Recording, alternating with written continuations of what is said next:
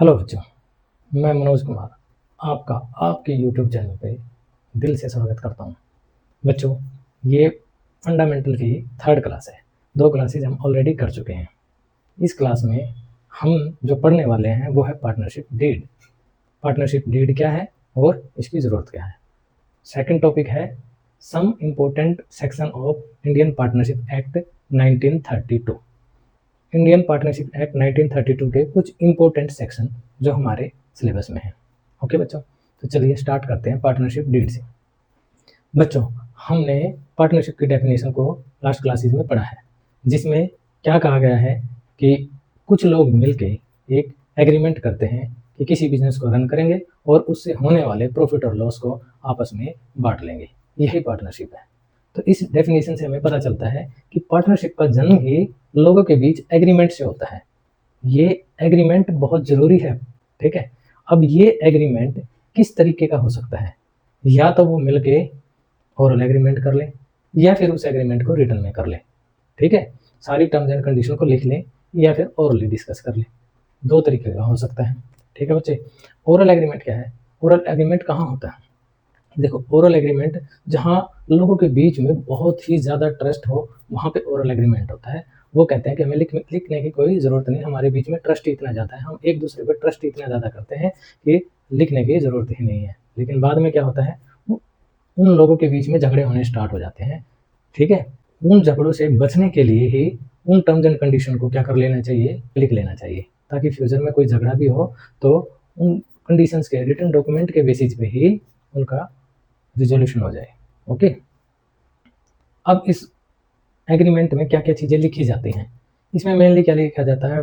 Firm का नाम, partners के नाम, फर्म का एड्रेस, पार्टनर्स के एड्रेस, उनका उनके capital contribution, profit sharing ratio, interest on capital अगर देना है किस रेट से देना है, इंटरेस्ट ऑन लोन अगर पार्टनर को इंटरेस्ट ऑन लोन देना है तो किस रेट से देना है, इंटरेस्ट ऑन ड्राइंग अगर चार्ज करनी है तो किस रेट से चार्ज करनी है। तो बहुत सारी चीज़ें होती है जो डिटेल में लिखी जाती हैं। बच्चों, आइए कुछ आइटम डिस्कस कर लेते हैं। उनका अकाउंटिंग ट्रीटमेंट क्या होगा, कब? हमारे पास 3 केस हो सकते हैं। पहला कि पार्टनरशिप डीड है, दूसरा पार्टनरशिप डीड नहीं है, तीसरा डीड तो है लेकिन इन आइटम को लेके साइलेंट है, ठीक है। तो अकाउंटिंग ट्रीटमेंट क्या होगा? हमारे पास कुछ आइटम है जैसे interest on capital, interest on drawing, remuneration to partner, profit sharing ratio, interest on loan. Interest on loan partner firm को दे या फर्म पार्टनर को दे, दोनों ही केस में हमें देखना होगा, ठीक है, कि अगर पार्टनरशिप डीड है तो क्या ट्रीटमेंट, और डीड नहीं है या डीड है लेकिन साइलेंट है तब क्या ट्रीटमेंट होगा। ओके, तो इसका एक आसान तरीका यह है बच्चे कि डीड हमारे माई बाप है, ये जो कहती है वही ओके है, ठीक है। अगर डीड कहती है कि इंटरेस्ट ऑन कैपिटल देना है, हाँ तो देना ही पड़ेगा। किस रेट से? जो रेट मेंशन्ड है, अलाउ करना ही पड़ेगा आपको, जो भी रेट डीड में लिखी है ओके, इसी को फॉलो करना है। अगर इंटरेस्ट ऑन ड्राइंग, अगर डीड कहती है कि इंटरेस्ट ऑन ड्राइंग चार्ज करना है तो चार्ज कर लो, किस रेट से? रेट गिवन होगी उसी रेट से चार्ज कर लो। रेम्युनरेशन टू पार्टनर, अगर डीड में लिखा कि पार्टनर को रेम्युनरेशन देना है तो दे दो, अलाउड। कितना, वो सब मेंशन रहेगा। प्रॉफिट शेयरिंग रेशो, अगर डीड में लिखा कि पार्टनर के बीच में ये प्रॉफिट शेयरिंग रेशो रहेगा, उसी से डिस्ट्रीब्यूट कर दो, जो भी गिवन होगा डीड में जो गिवन है उसी पीएसआर से, प्रॉफिट शेयरिंग रेशो से कर देंगे। इंटरेस्ट ऑन लोन, पार्टनर ने फर्म को लोन दे रखा है, अगर डीड में लिखा है कि अगर पार्टनर फर्म को लोन देता है तो उस पर इंटरेस्ट अलाउ करना है तो अलाउ कर दो।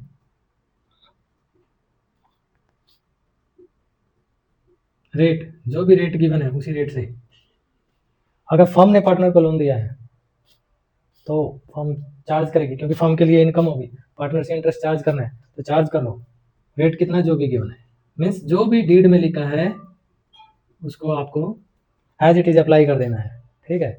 अब दिक्कत यहाँ पे है, अगर डीड नहीं है या डीड है लेकिन इन आइटम पे साइलेंट है तो क्या अकाउंटिंग ट्रीटमेंट होगा? इंटरेस्ट ऑन कैपिटल, अगर डीड में नहीं लिखा है या डीड ही नहीं है तो कोई इंटरेस्ट अलाउ नहीं करेंगे, not allowed. Same interest on drawing, अगर डीड नहीं है या नहीं लिखा है, साइलेंट है, नॉट चार्ज, किसी पार्टनर से कोई इंटरेस्ट चार्ज नहीं करना है। पार्टनर को सैलरी कमीशन अगर डीड नहीं है या साइलेंट है, कोई सैलरी कमीशन नहीं, नॉट अलाउड। पीएसआर रेशो, अगर पार्टनर्स के बीच में डीड नहीं है या डीड है लेकिन साइलेंट है, पीएसआर रेशो के बारे में, तो सभी पार्टनर को बराबर इक्वल शेयर मिलेगा। पार्टनर ने फर्म को लोन दिया है और पार्टनर ने फर्म को लोन दिया है, इस पे आपको ध्यान देना है बच्चे। अगर डीड नहीं है या डीड साइलेंट है तो भी आपको 6% इंटरेस्ट देना पड़ेगा, 6% पर एनम, ये इंपॉर्टेंट है। और फर्म ने पार्टनर को लोन दिया है, डीड नहीं है या साइलेंट है तो नॉट चार्ज्ड। तो इंपॉर्टेंट क्या है इसमें, दो चीजें हैं, अगर डीड नहीं है या डीड साइलेंट है, ठीक है, तो एक प्रॉफिट शेयरिंग रेशियो इक्वल हो जाएगा और पार्टनर ने जो फर्म को लोन दिया है उसके 6% इंटरेस्ट देना ही पड़ेगा, ठीक है। Otherwise not allowed, not charge, not allowed, not charge. Okay done. अब नेक्स्ट हम करते हैं बच्चों पार्टनरशिप एक्ट के कुछ इंपॉर्टेंट सेक्शन। बच्चों सबसे पहले पढ़ते हैं सेक्शन 30। सेक्शन 30 क्या कहता है, माइनर एज ए पार्टनर। क्या एक माइनर पार्टनरशिप फॉर्म में पार्टनर हो सकता है, इसी को पढ़ते हैं। देखो हमने पार्टनरशिप की डेफिनेशन पढ़ी है जिसमें लिखा है कि पार्टनरशिप क्या होती है, पार्टनरशिप क्या होती है। पार्टनरशिप लोगों के बीच का एक संबंध है जो एग्री करते हैं, किस लिए, कि वो मिलकर एक बिजनेस करेंगे और उससे होने वाले प्रॉफिट को आपस में बांट लेंगे। ये डेफिनेशन क्या कहती है, लोगों के बीच का संबंध है जो एग्री करते हैं, मीन्स एग्रीमेंट करते हैं। ये कंडीशन है, मेन कंडीशन है पार्टनरशिप की, कि लोगों के बीच में एग्रीमेंट होना चाहिए, वो एग्री करते हैं, ठीक है, एग्रीमेंट करते हैं। इसका मतलब हुआ कि एग्रीमेंट से ही पार्टनरशिप का जन्म होगा, ये एक मेन कंडीशन है। लेकिन हमारा इंडियन कॉन्ट्रैक्ट एक्ट 1872 क्या कहता है कि माइनर एग्रीमेंट नहीं कर सकता। माइनर का मतलब जिसकी एज 18 साल से कम है वो एग्रीमेंट नहीं कर सकता। अब जब माइनर एग्रीमेंट ही नहीं कर सकता तो क्या वो पार्टनरशिप कर सकता है, क्या फर्म में पार्टनर हो सकता है, नहीं, क्योंकि एग्रीमेंट से ही पार्टनरशिप का जन्म होता है। जब एग्रीमेंट ही नहीं होगा तो पार्टनरशिप भी नहीं होगी। इसका मतलब ये हुआ कि माइनर फाउंडर पार्टनर नहीं हो सकता या ओरिजिनल पार्टनर नहीं हो सकता, या जब पार्टनरशिप को बनाया जा रहा है उस टाइम पे उसके साथ एग्रीमेंट नहीं हो सकता तो वो ओरिजिनल पार्टनर भी नहीं बन सकता, ओरिजिनल पार्टनर नहीं हो सकता, ओरिजिनल नहीं हो सकता, इसी को बोल देते हैं फाउंडर। फाउंडर पार्टनर भी नहीं हो सकता या फिर फुल फ्लैज पार्टनर भी नहीं हो सकता। तो उसको पार्टनर एडमिट किया जा सकता है। हमारा इंडियन पार्टनरशिप एक्ट क्या कहते हैं कि अब क्योंकि वो फाउंडर तो हो नहीं सकता, ओरिजिनल भी नहीं हो सकता, जब पार्टनरशिप बन रही है तब वो पार्टनर नहीं हो सकता, लेकिन पार्टनरशिप बनने के बाद तो उसको ऐड किया जा सकता है। हाँ, उसको ऐड किया जा सकता है, पार्टनरशिप बनने के बाद उसको ऐड किया जा सकता है। ऐसे बेनिफिशियरी पार्टनर। अब ये बेनिफिशियरी पार्टनर क्या होता है, बेनिफिशियरी पार्टनर का मतलब होता है पार्टनर इन प्रॉफिट्स ओनली, उसको प्रॉफिट में ही पार्टनर बनाया जा सकता है। लॉस के केस में उससे कोई रिकवरी नहीं होगी, पार्टनर इन प्रॉफिट्स ओनली।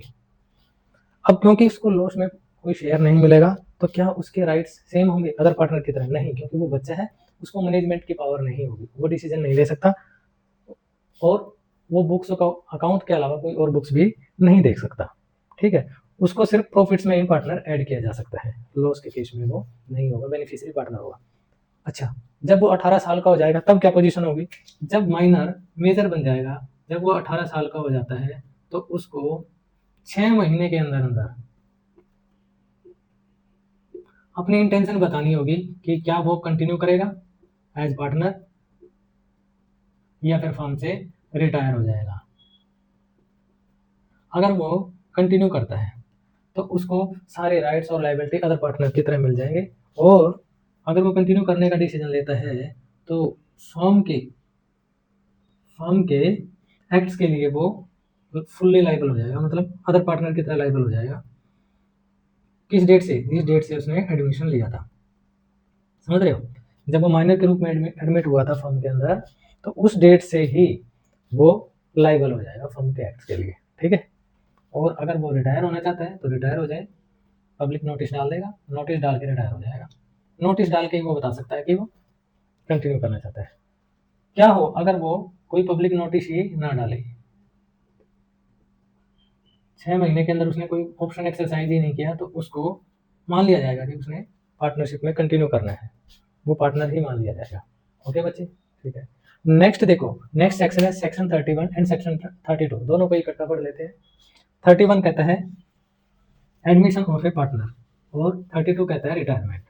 दोनों ही केस में इकट्ठा पढ़ लेते हैं। सबसे पहले हमें क्या करना होगा, हमें देखना होगा क्या हमारी पार्टनरशिप डीड में एडमिशन और रिटायरमेंट से रिलेटेड कोई प्रोविजन है। अगर एडमिशन और रिटायरमेंट से रिलेटेड प्रोविजन है पार्टनरशिप डीड में तो उनको फॉलो कर लो। एडमिशन कैसे होगा, अगर कुछ दिया है तो फॉलो कर लो। रिटायरमेंट कैसे होगी, अगर डीड में लिखा है तो वैसे ही रिटायर होगा। अगर डीड में कुछ नहीं लिखा है तो सभी पार्टनर की कंसेंट के साथ ही हो सकता है। सभी पार्टनर की सहमति जरूरी है एडमिशन के लिए और रिटायरमेंट के लिए।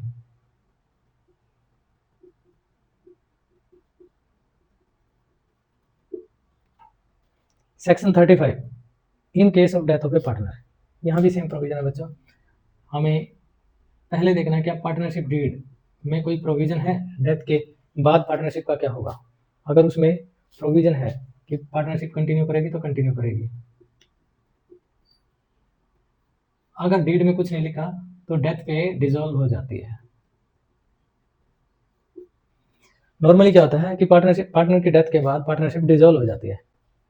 Section 69 registration of A partnership form, section 69 optional है। ये पार्टनर को ऑप्शन देता है कि चाहे तो वो पार्टनरशिप फॉर्म का रजिस्ट्रेशन करा ले या फिर ना कराए, तो भी उससे फर्क नहीं पड़ेगा। ये उनके पास एक ऑप्शन होता है, चाहे तो करा ले या फिर ना कराए। ठीक है, ओके।